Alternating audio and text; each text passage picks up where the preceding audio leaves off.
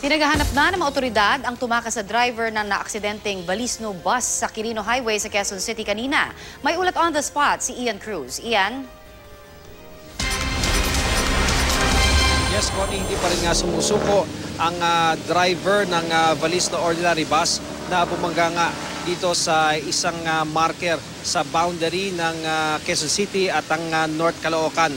Kinilala ang patuloy na pinaghahanap ng driver na si George Pasis. Ayon kay Senior Inspector Marlon Meman, pinuno ng Quezon City Traffic Sector 2, nakikipag-ugnayan na sila sa bus company upang mahanap ang bus driver na tumakas umano matapos ang aksidente pasado alas 7 ng umaga kanina. Apat nga ang naitalang patay at higit 10 ang sugatan sa insidente. Nawasak ang kanang bahagi ng bus nang tumama sa konkretong marker ng boundary ng dalawang lungsod sa gilid mismo ng kalsada. Sa kanan daw nakaupo ang dalawang agad na nasawing biktima at ang mga sugatan. Sharp curve, Connie, at pabulusok ang kalsada. Irregular pa dahil ang southbound dalawang linya habang ang northbound ay na pinangyarihan ng insidente ay mayroong 3 lane.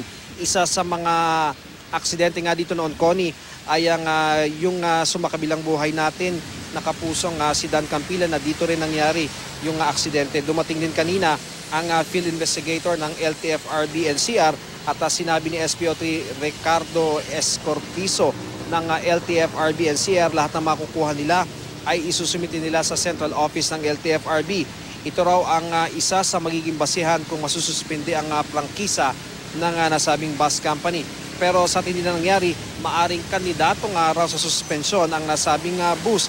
Alas 10 ng umaga naman, Connie, nang mahatak mula sa accident scene ang naaksidenteng bus. Ang marker na konkreto ng Quezon City at Caloocan ay nakatirik sa outer lane ng kalsada. Hindi na ito natanggal matapos ang road widening na siya namang binangga ng bus. Kaya naman tila nakaumang natalim ng espada sa mismong kalsada. Kaya nabiyak ang kanang bahagi ng bus na mabilis sa tumatakbo noon. Pero nga sabi nitong si SP3 Escortizo, hindi ito maaaring maging dahilan ng driver dahil kung hindi raw siya mabilis ay hindi naman ganito katindi ang pinsalang aabutin ng bus na nagresulta nga ng kamatayan at pagkasugat ng mga biktima, Connie. Yes, Ian, paulit lamang natin yung pangalan nung tumakas na driver. Dahil sa kwento ng mga naaksidente kanina, yung mga pasahero niya, talagang parang pasaway, ito. At sinasabi nga na daw nila na wag nang magbilis dito sa area na ito dahil nga pakurba, pero ginawa pa rin. At tumakas pa nga, Anong pangalan ulit nito, Ian?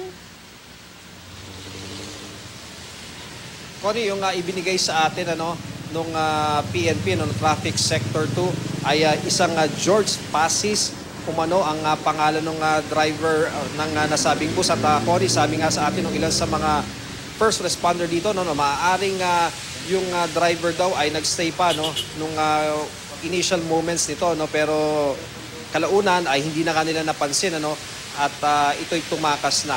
Sa ngayon, Connie, itong area ng Quirino Highway ay umuulan din dito ngayon, kaya naman lubharing mapanganib, kaya pinapayuhan din natin yung ating mga kababayang motorista na kung dadaan sila rito ay talagang mag-iingat sila sapagkat ito nga, ipapakita ko sa iyo, talagang sharp curve, itong area na to at itong marker nga na pinangyarihan ay talagang narito sa mismong kalsada, kaya naman delikado talaga at maaring magdulot ng aksidente kung hindi mag-iingat yung ating mga kababayang motorista dito, Connie. Iyan, sa napapansin ko ngayon sa likod mo, wala man lang nakalagay na mga sign ahead para at least maabisuhan yung ating mga motorista na mag-ingat, lalong-lalo na may mga debris pa na nakakalat dyan sa area na yan.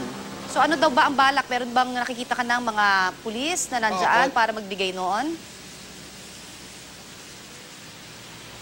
Connie, yung mga pulis ay nag-imbestiga, nagpunta sila sa Tala Hospital. Yung iba naman ay nagpunta na doon sa opisina nila dahil nga pinoproseso na nila yung pagsasampa ng kaukulang reklamo.